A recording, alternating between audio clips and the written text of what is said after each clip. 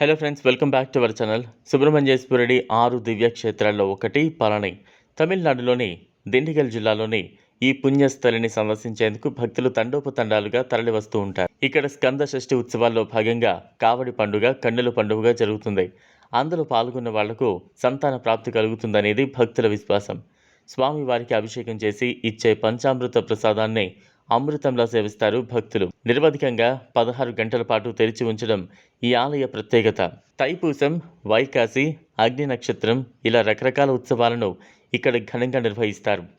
అత్యంత పురాతన క్షేత్రమైన పళని ఆలయాన్ని చేరరాజు చేరమాన్ పెరుమాళ్ పునర్నిర్మించినట్లు, ఆపై పాండ్యులు అభివృద్ధి చేసినట్టు తెలుస్తోంది. నిజానికి విగ్రహం క్రీస్తు పూర్వం 3000 సంవత్సరాల నాటిదని, చాలా కాలం నిర్లక్ష్యానికి గురైందని చైర్మాన్ ఈ ప్రాంతాన్ని గెలిచి అక్కడకు వచ్చినప్పుడు స్వామి కలలో కనిపించి పునఃప్రతిష్ఠించమని కోరడంతో విగ్రహాన్ని వెతికి గుడి కట్టించినట్లు చెబుతారు. మదురై నుంచి 120 కిలోమీటర్ల దూరంలో ఉంటుంది పళని. పచ్చని పరిసరాల మధ్యలో ఎత్తైన కొండ మీద ఉన్న ఈ క్షేత్రానికి చేరుకునేందుకు మెట్ల మార్గంతో పాటు రోప్వే లాంటి సౌకర్యము ఉంది.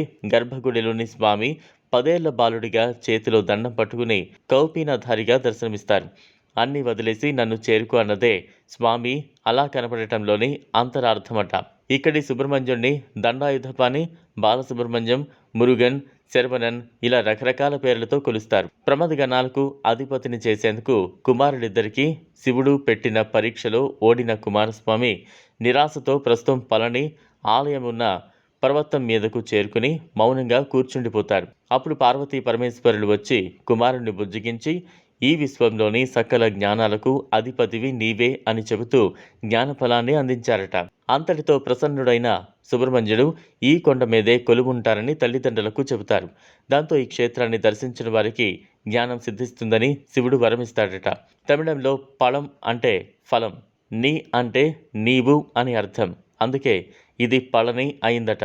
దేవదానవ సంగ్రామంలో రాక్షస రాజులందరూ చనిపోతుంటే ఇడుంబుడు అనే రాక్షసుడు ప్రాణాలు కాపాడమని అగస్త్య మహాముని దగ్గరకు వస్తాడు. శరణు కోరిన వాడిని చంపడం భావ్యం కాదని భావించిన ఆ ఋషి కుమారస్వామి సలహా మేరకు కైలాసం నుంచి 2 కొండలు తీసుకురమ్మని చెప్పడంతో శివగిరి, శక్తిగిరి అనే 2 పర్వతాలను కావడిలో భూమి మీదకు తీసుకువస్తాడు.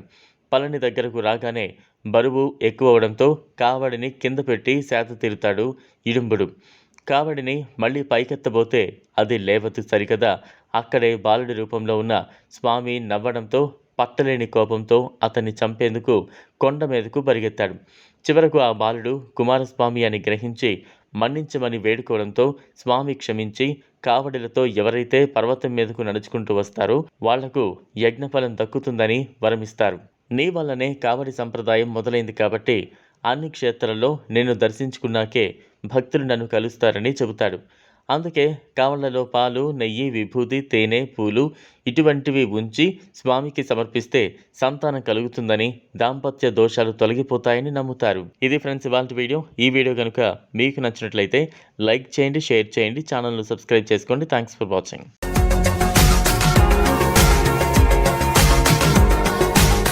మరిన్ని అప్డేట్స్ కోసం మా ఛానల్ని సబ్స్క్రైబ్ చేయండి.